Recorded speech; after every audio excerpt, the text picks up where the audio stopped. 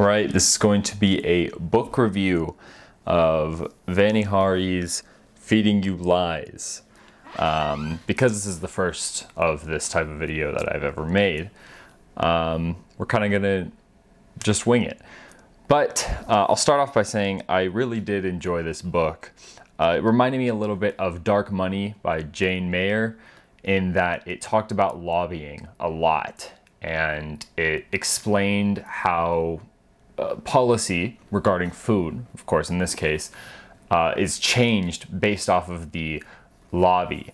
And a specific example of this is, or rather the way that this works is that a big corporation gives an independent foundation money, and then they give a PR foundation money, and they give experts money to do studies, and then those studies get given to consumer journalists, and then those consumer journalists publish them, and obviously it gets to the reader. Now, a little bit later in the book, she talked about astroturfing, and she said that she had experienced this herself. And I'm going to try to find the exact quote here, but astroturfing is when an organization is inorganic. It has a lot of fake members, or it acts as though it has a lot more members than it does, in order to pretend like their opinion is a wide held belief. So that's something that happens a lot when it comes to food. And in fact, she goes on in this chapter to talk about native advertising. Native advertising, this is a quote, is when ads are interwoven with web content to match the look and feel of a particular website.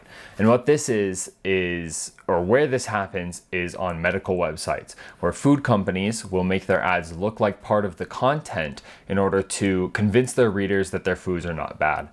And this happens with everything from Pepperidge Farm's Goldfish to Kellogg's Frosted Flakes. Going on, there are a few important lessons that are in the book. The first of which being that the food standards in the United States are not up to those of other countries. And a lot of these corporations have already found safer manufacturing methods, safer ingredients, and they're using them in Europe. And then she goes on to say this: why doesn't PepsiCo just sell the same safer products everywhere?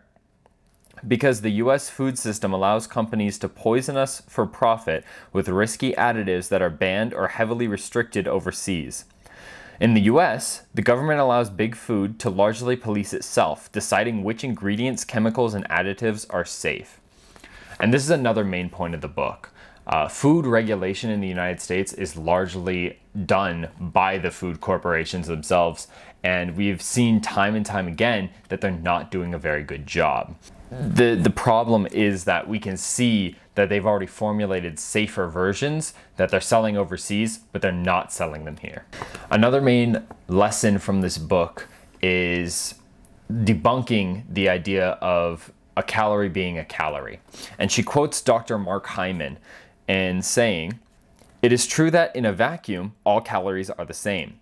1,000 calories of Coke and 1,000 calories of broccoli burned in a laboratory will release the same amount of energy. But all bets are off when you eat the Coke or the broccoli. These foods have to be processed by your metabolism, which is not a closed system. Coke and broccoli trigger very different biochemical responses in the body, different hormones, neurotransmitters, and immune messengers. The Coke will spike blood sugar and insulin and disrupt neurotransmitters, leading to increased hunger and fat storage, while the 1,000 calories of broccoli will balance blood sugar and make you feel full, cut your appetite, and increase fat burning. Same calories, profoundly different effects in your body." And this kind of puts into perspective how dangerous it is as sort of a health recommendation to just watch calories in, calories out, because that's not all there is to it. She goes on later on in the book to talk about Diet Coke and how it has no calories, but it uses aspartame and then other sweeteners of the same variety, and how that messes with your hormone production worse than sugar does.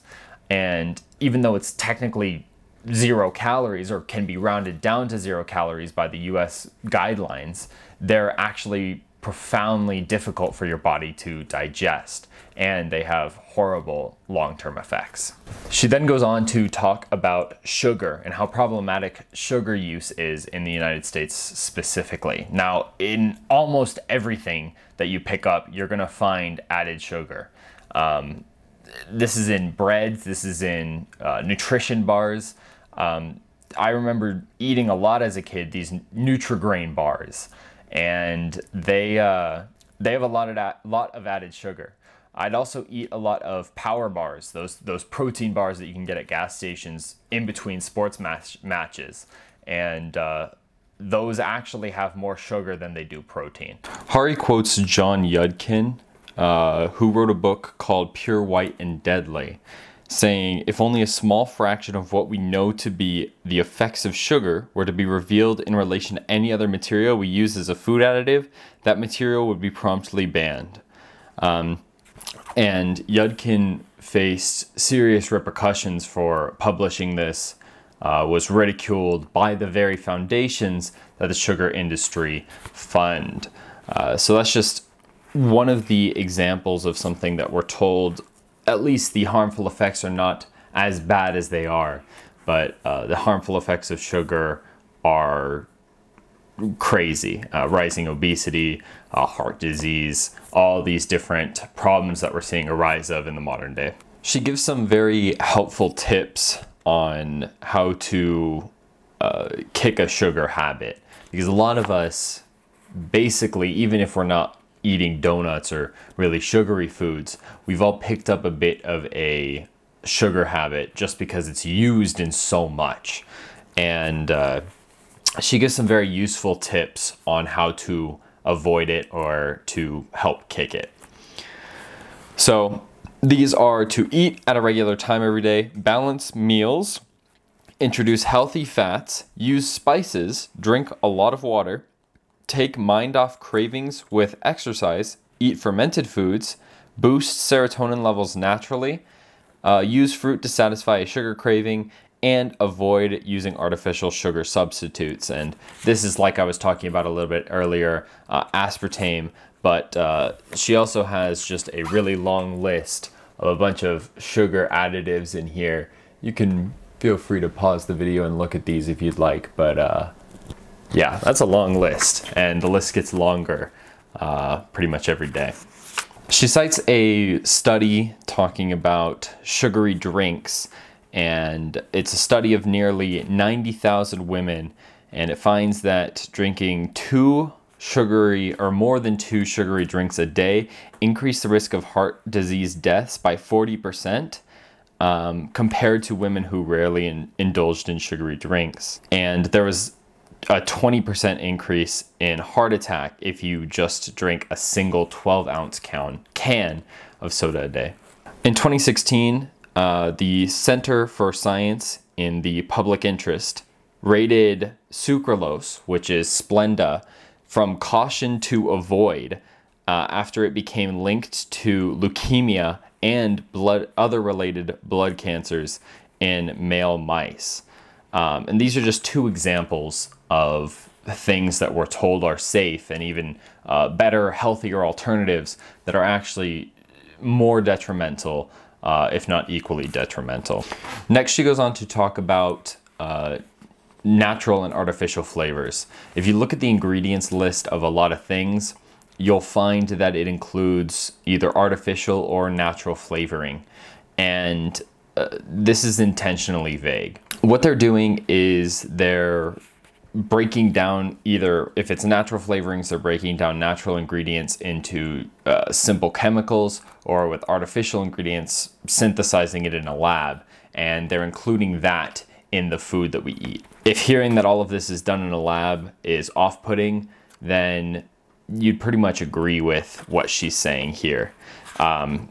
She's saying that these natural flavors are not giving you the nutritional benefits that your body needs, and it's essentially tricking your brain into thinking that it's healthy.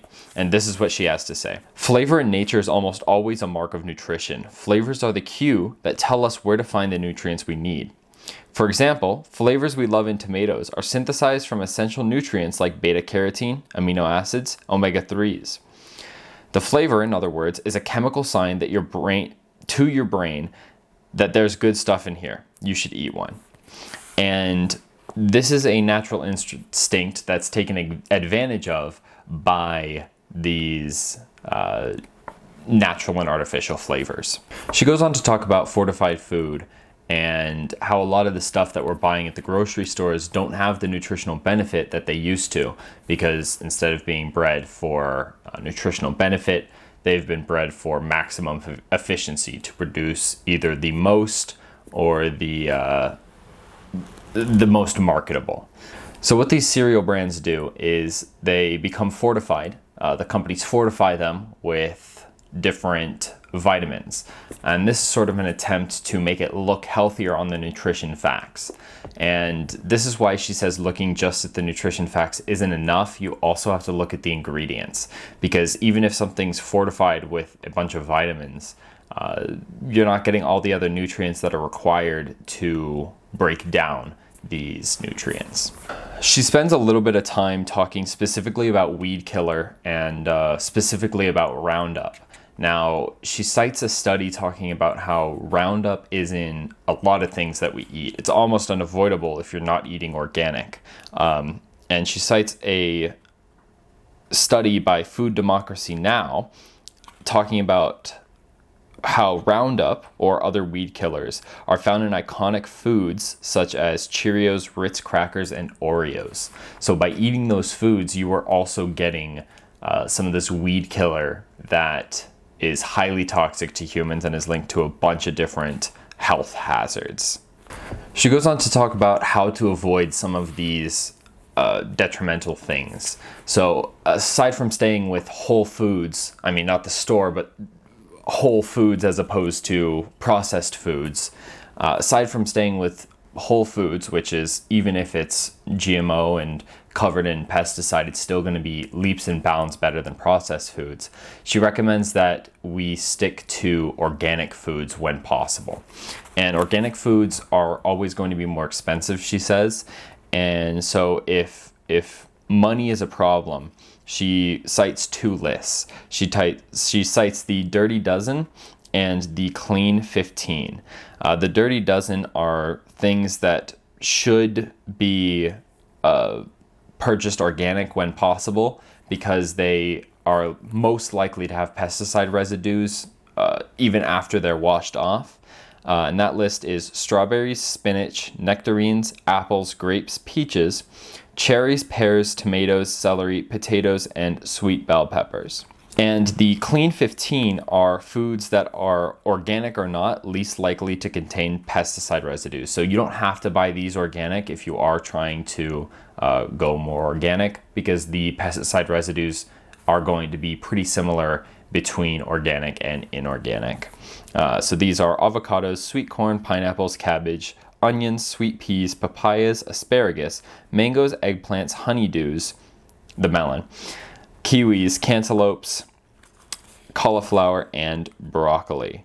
So this is something to keep an eye on if you do decide to switch over to organic in order to avoid pesticide residues.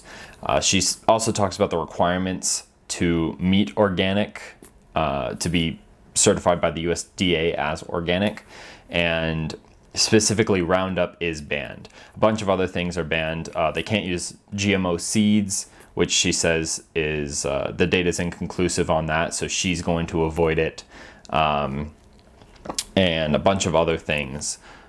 And that's pretty much the game changer for me.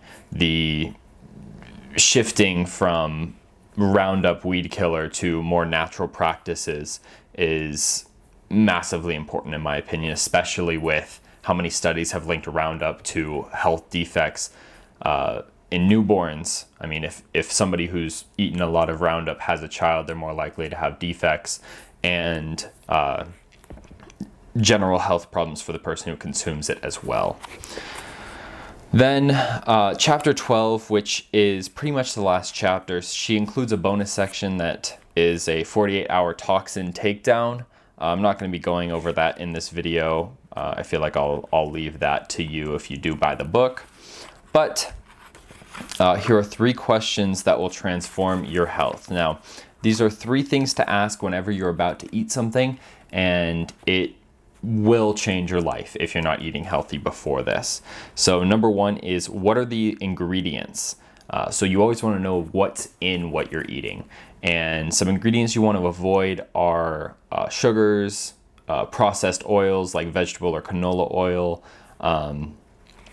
anything that you don't really know the name of is what she recommends against. Number 2, are these ingredients nutritious? So once you know what the ingredients are, you want to ask if they're nutritious. So if you do choose to eat something, once you know what the ingredients are, you have to run down the list and see what the health benefits and detriments are of this. And you don't have to do a lot of research on this. Just generally know sugar and other things like sugar,